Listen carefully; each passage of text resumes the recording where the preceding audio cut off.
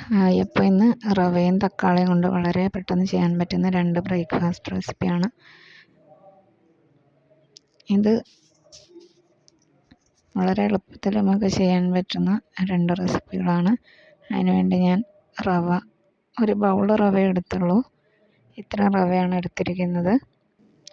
അതിലോട്ട് ഒരു വലിയ തക്കാളി ഞാൻ ചെറുതാണ്ട് 1.5 തക്കാളി എടുത്തിട്ടുണ്ട്. ഇത് രണ്ടും മിക്സിയിലോട്ടിട്ടൊന്ന് ആ ഒരു ബൗൾ തന്നെ അളവിന് വെള്ളം ഒഴിച്ച് ആവശ്യത്തിന് ഉപ്പിട്ട് ഇത്രയാണ് മാവ് റെഡിയാക്കാൻ വേണ്ടി ചെയ്യുന്നത്.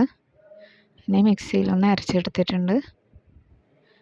ഇതൊരു ബൗളിലായിട്ട് മാറ്റുന്നുണ്ട്. എന്നിട്ട് ആദ്യം ഞാൻ റവ തക്കാളി ദോശയാണ് ഉണ്ടാക്കുന്നത്.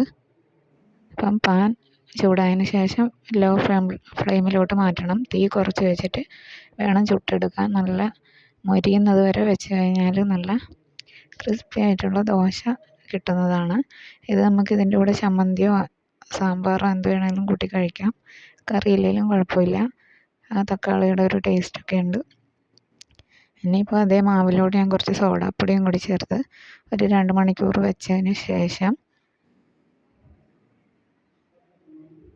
ഞാനിത് ഒരു കേക്ക് ടിന്നിലോട്ടാണ് ഒഴിച്ച് കൊടുക്കുന്നത്.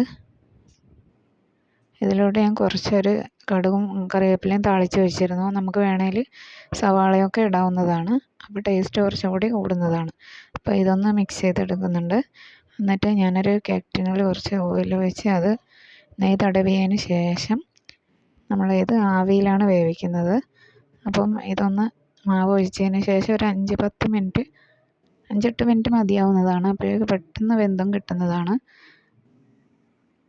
അപ്പം നല്ല സൂപ്പർ ടേസ്റ്റി ആയിട്ടുള്ള 2 റെസിപ്പികളാണ്. വളരെ പെട്ടെന്ന് ചെയ്യാൻ പറ്റും, നല്ല ടേസ്റ്റും ഉണ്ട്. അപ്പോൾ എല്ലാവരും ഒന്ന് ട്രൈ ചെയ്ത് നോക്കണം.